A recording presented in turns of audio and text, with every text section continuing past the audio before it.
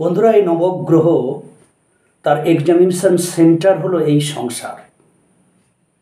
যে সংসারে আমরা যখন প্রথম আসি বট বীজের মতো, সরষা দানার মতো মাতৃগর্ভে আসি এবং তারপর আমরা প্রথম যে ধন পাই তা হলো আমাদের দেহধন, এই দেহ শরীর। তারপর পৃথিবীর বুকে আমরা যখন ভূমিষ্ঠ হই তখন আমরা একে একে সমস্ত কিছু পেতে থাকি। যদি নবগ্রহের কথা ভাবেন, এই সংসারের মধ্যেই সেই নবগ্রহের অবস্থান আছে। আমরা আমাদের কর্তব্য কর্মের দ্বারা সেই গ্রহের অনুকূলে আমরা যদি কর্ম করতে থাকি তা সরাসরি যাবে গ্রহের হেড অফিসে এবং সেই অনুযায়ী আমরা পরপর তার ফল ভোগ করব এবং পরমানন্দে পরম গোলকধামে যাত্রা করব। এটাই শাস্ত্রসম্মত শ্রেষ্ঠ কথা।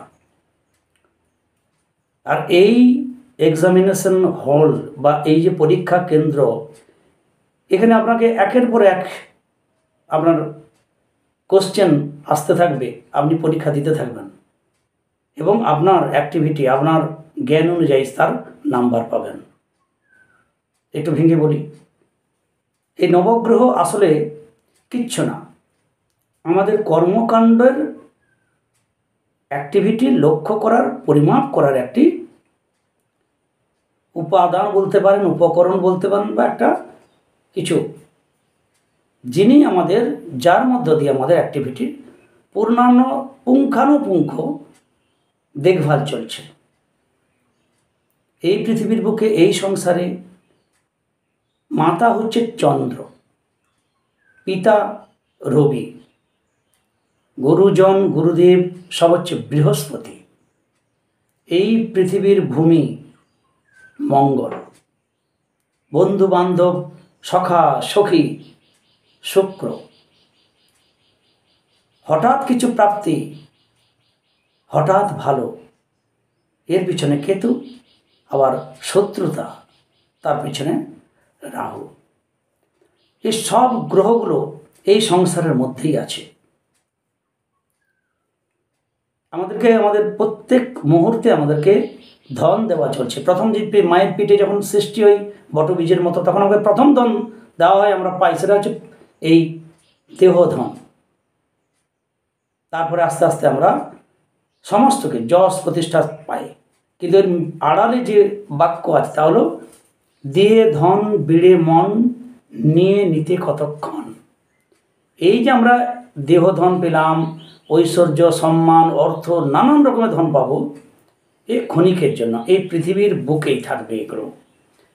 এগুলো দ্বারা আমাদের অন্তর্জগতের মাপকাঠি, আমাদের মাপকাঠি বা আমাদের পরিমাপ করা হয়, যা সরাসরি হেড অফিসে ইনফর্ম করা হয়। যদি আপনার মাতার সঙ্গে সম্পর্ক খুব ভালো হয়, খুব ভালো থাকে, সন্তানের সঙ্গে মাতার যদি সম্পর্কটা, পিতা মাতার সঙ্গে যদি সন্তানের সম্পর্কটা ঠিক ভগবানের সঙ্গে শিষ্যের ভক্তের যদি হয়, তাহলে সেক্ষেত্রে আপনার চন্দ্রের বল ক্রমশ বাড়তে থাকে, রবির বল ক্রমশ বাড়তে থাকে। আপনার গুরুদেব, গুরুজন, তার প্রতি আপনার বিশ্বাস, ভক্তি, নিষ্ঠা, সম্পর্ক যত মধুর হবে, আপনার বৃহস্পতির বল ঠিক ততখানি বাড়তে থাকবে এবং সেই অনুযায়ী আপনি জ্ঞান লাভ করতে থাকবেন। যদি বিপরীত হয় তার উল্টো ফল হবে।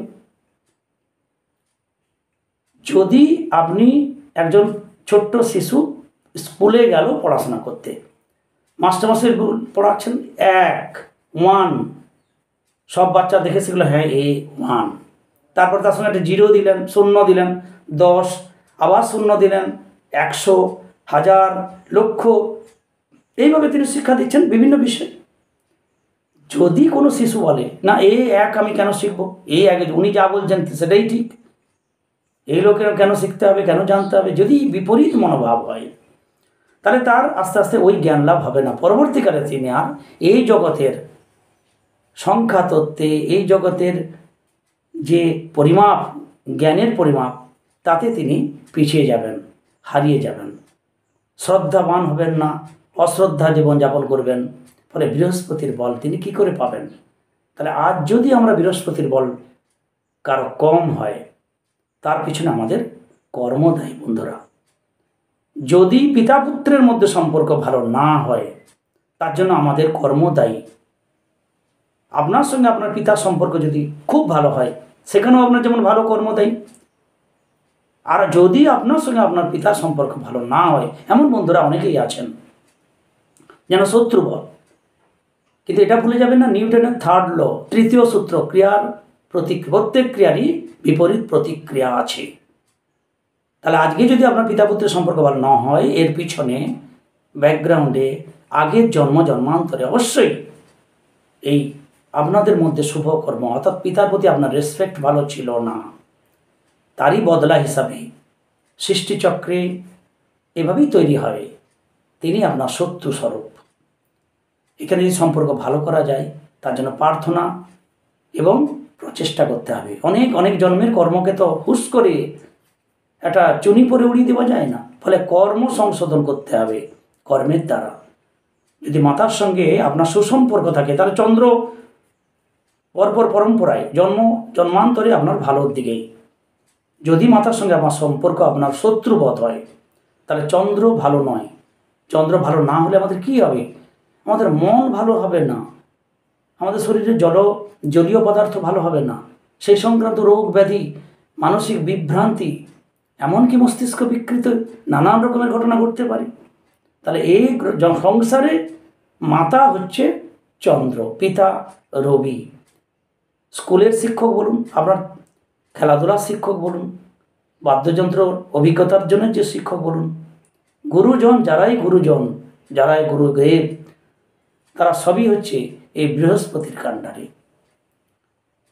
আপনি যদি বসু মাতা এই পৃথিবীর বুকে যার নিঃশ্বাস নেওয়ার জন্য অক্সিজেন নিচ্ছেন, যার ফুল ফল দিয়ে আপনি আনন্দিত হচ্ছেন, ভরণ পোষণ করছেন, বেঁচে আছেন, সেই বসু মাতা পৃথিবীকে আগে ঘুম থেকে উঠে নমো ভূম্যই নম, ওম ভূম্যই নম বলে প্রথম মাটিতে হাত দিয়ে প্রণাম করার কথা বিধান দেওয়া আছে।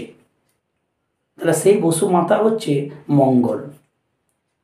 এই বসু মাতাকে রেসপেক্ট করা, এই কারণে রেসপেক্ট করা উচিত যে হে মাতা, তোমার অক্সিজেনে বেঁচে আছে। সেই বসু মাতাকে পরিষ্কার পরিচ্ছন্ন শুদ্ধ রাখা উচিত। গাছপালা লাগানোর বিধান আছে, তার মধ্যে আবার ভালো এই গাছ বাড়িতে লাগলে খুব ভালো হয়। ভাই যেন তেন প্রকারের না, আপনাকে গাছপালার সৃজন, যদি বনসৃজনের কিছু অংশ আপনি অংশগ্রহণ করেন, তাহলে আপনার মঙ্গল ভালো হবে, বুধ ভালো হবে। এই পৃথিবীর বুকে সমস্ত গ্রহ ভালো আছে। আপনি হঠাৎ করে কাউকে সাহায্য করলেন, আপনার কেতু ভালো হলো। হঠাৎ করে কাউকে আপনি আঘাত দিলেন, আপনার কেতু খারাপ হলো। আজকে কেউ যদি চরম শত্রু হয়, বুঝতে হবে এর পিছনে আড়ালে আপনার শত্রুতা। আপনি বলবেন হয়তো এই জন্মে তো কিছু করিনি, আমি এই জন্মে ধোয়া তুলসী পাতা হতে পারি, কিন্তু আগের জন্মে নিশ্চিত কিছু করেছি, নাহলে এত শত্রুতার সৃষ্টি হয় না।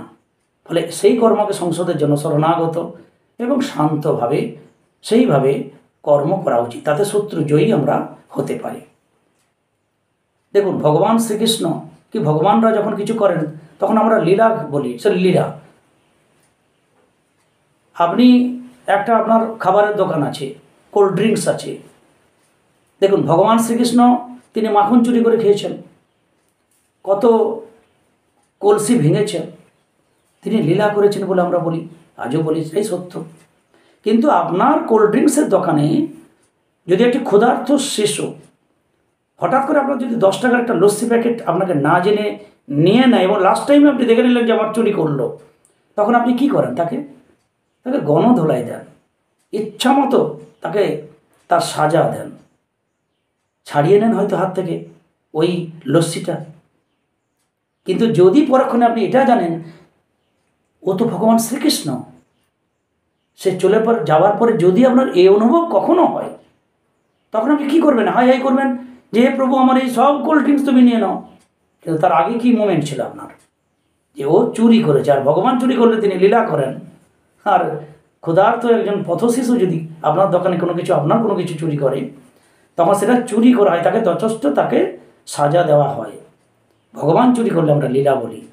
আর যে শিশু আপনার দোকানে কোনো কিছু চুরি করেছে খাবারের জিনিস, মনে রাখবেন সে কিন্তু ভগবানও হতে পারে। অর্থাৎ এই পৃথিবীর বুকে আপনাকে কর্তব্য জ্ঞান হারানো চলবে না। যদি মাতার প্রতি আপনার কর্তব্য, পিতার প্রতি কর্তব্য, ভ্রাতা ভগিনী প্রতিবেশী বন্ধু বান্ধব সখা সখী সকলের প্রতি আপনার কর্তব্য, গুরুজনের প্রতি আপনার কর্তব্য, পৃথিবীর বুকে বসবাস করার জন্য পৃথিবীর প্রতি একটা কর্তব্য, এ যদি ঠিক থাকে তাহলে আপনার গ্রহকে নিয়ে এত ভাবনা কেন? তবেই আপনার গ্রহ আস্তে আস্তে ভালো হবে। এই গ্রহরা রিপোর্ট করবে হেডরুমে, কন্ট্রোল রুমে, সেই স্বয়ং নারায়ণকেই ধরুন যে হে মাতার পিতা সব এর সেবা একদম পারফেক্ট, পিতার প্রতি কর্তব্য এর পারফেক্ট, গুরুজনের প্রতি এর কর্তব্য পারফেক্ট, এই পৃথিবীর বুকে এর কর্তব্য পারফেক্ট, বন্ধু বান্ধবের প্রতি, পাড়া প্রতিবেশী, দিন দরিদ্র, পশু পাখি কীট পতঙ্গের প্রতি এর হৃদয় জায়গা আছে পারফেক্ট, এর ভালোবাসা। এই সমস্ত কিছু আপনি যদি লুকিয়ে কিছু করেন তো গ্রহের মধ্যে দিয়ে কন্ট্রোল রুমে তো যাবেই। আপনি যদি অসামাজিক কাজ করেন, যদি কোথাও কারো হাতে ধরা নাও পড়েন, এই গ্রহ যে সংসারের অধিপতি সমস্ত কিছু অ্যাক্টিভিটি লক্ষ্য করছেন আপনার, তিনি কিন্তু কন্ট্রোল রুমে জানাবেন। সে অনুযায়ী আপনার আমার কর্ম ফল অনুযায়ী নির্দিষ্ট হতে থাকবে। ফলে আজকে যারা আমরা জ্ঞানার, তার ব্যাকগ্রাউন্ডে আমাদের কর্ম করা আছে। আজকে যারা খুব সম্মানের আসনে আছেন, শ্রদ্ধার আসনে আছেন, মনে রাখবেন তার কর্ম করা আছে। হয়তো এই জন্যই তার কর্ম আমরা দেখেছি, অনেকের হয়তো দেখিনি, আগের জন্মে হয়তো করা ছিল। সুতরাং এই অনুযায়ী পরপর আমরা ভালো থাকব। আজ যদি কেউ হয়তো দরিদ্র হন, খুব কষ্টে, কেউ মাদুর তৈরি করছেন, কেউ ঠোঙা তৈরি করে জীবিকা নির্বাহ করছেন, বুঝতে হবে এই কষ্টের পিছনে কিছু শিক্ষা ছিল। হয়তো আগের জন্মে আপনি দিন দরিদ্রের প্রতি অবহেলা করেছেন, তাকে দুচ্ছাই করেছেন, হয়তো বা টাকাকে টাকা জ্ঞান করেননি। তাই এই অভিজ্ঞতার জন্য আজকের এই অবস্থার মধ্যে আপনাকে পড়তেই হতো এই জগতের নিয়ম, যাতে আপনি দারিদ্রতা কি জানেন, অর্থর মূল্য কি জানেন, পেটের ক্ষুধা কি জিনিস আপনি জানেন। এই জানানোর জন্য গ্রহচক্রে আপনাকে এই অবস্থার মধ্যে ফেলা হয়েছে, শুধুমাত্র অভিজ্ঞতার জন্য। এই পৃথিবীতে অভিজ্ঞতা অর্জনই আমাদের জন্য সব কিছু। কারণ আমরা এই পৃথিবী যখন ছেড়ে যাব না, ওই প্রথম যে ধন দেওয়া হয়েছিল আমাদের এই শরীর, এটাও এখানে দিয়ে দিতে হবে, এটাও ছেড়ে যেতে হবে, এটাও হয় কব্বরস্থ করা হবে কি অগ্নিতে দাহ করা হবে। গ্রহের ফেরে কি নয়, গ্রহের পরে বাগ্যদেশে রাজা হরিশ্চন্দ্র মরা পুড়িয়েছেন, মৃতদেহ সৎকার করেছেন, এমনকি নিজের সন্তানকেও তিনি দাহ করার জন্য তার স্ত্রীকে হরিশ্চন্দ্র ঘাট বলে যে পরিচিত সেই কাশীধামে তার মূল্য দিতে হয়েছে, তবেই তিনি তার নিজের সন্তানকেও দাহ করেছেন গ্রহের ফেরে। সুতরাং আমাদের এই জগতে আমরা যা কিছু কর্ম করছি তার সমস্ত কিছু এই সংসারের নবগ্রহ বেষ্টিত হয়ে আমাদের অ্যাক্টিভিটি ভালো হোক মন্দ হোক, কন্ট্রোল রুমে হেড অফিসে কন্টিনিউ তার রিপোর্ট পাঠানো হচ্ছে।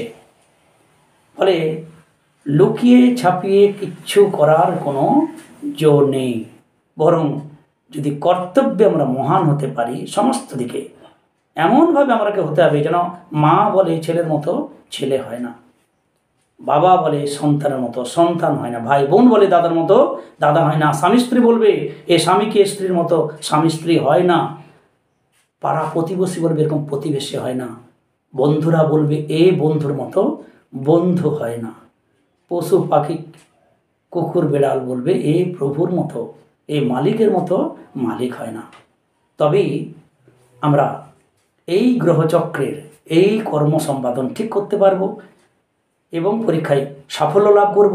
নবগ্রহের এক্সামিনেশন সেন্টার থেকে আমরা যে পরীক্ষা দিচ্ছি তার সরাসরি রেজাল্ট আউট হবে সেই হেড অফিস থেকে। হয়তো ভগবান শ্রীকৃষ্ণ কি নারায়ণ কি মাধব কি গোবিন্দ, এই জগতে এটাই সত্য কথা, এই সংসার হচ্ছে নবগ্রহের এক্সামিনেশন সেন্টার। সুতরাং আমরা যদি এইভাবে চলি, কোনো চিন্তার অবকাশ নেই যে আমরা ক্রমশ আমরা সমস্ত গ্রহকে জয় করব এবং আধ্যাত্মিকতার মধ্যে একদিন সেই পরম ধামে, গোলক ধামে পৌঁছাবো, ডেফিনেটলি পৌঁছাবো। সত্যি কিনা একবার ভেবে দেখুন। সেই রত্ন পড়ুন যে রত্নের কোনো ক্ষয় নেই। ভাই গোমেদ পড়বে 3 বছর পরে উপর কোটিংটা না ক্ষয়ে যাবে, ফেলে দিয়ে জ্যোতিষী বলবে আবার পড়ো। কিন্তু সেই প্রেম ধন, সেই কর্তব্য ধন, সেই ভালোবাসার ধন, দয়ার ধন, বিশ্বাসের ধন, এই যে সমস্ত ধন রত্ন এ লাভ করেছে আপনি, সেই রত্ন নিজে তৈরি হন যা অক্ষয় অমর। যে রত্ন হলে ভগবান বলবে এই রত্নকে আমি হৃদয়ে ধারণ করি, কণ্ঠে ধারণ করি, এ আমার সেই ধন, সেই রত্ন। তাহলে আমরা সেই নারায়ণের প্রিয় নীলকান্তমণি কেন নাই হতে পারি? সুতরাং হওয়ার চেষ্টাতে করতেই হবে বন্ধুরা। আমিও চেষ্টা করছি, আপনারাও করুন। সবাই ভালো থাকুন, সঙ্গে থাকুন। জয় গুরু, জয় গুরু।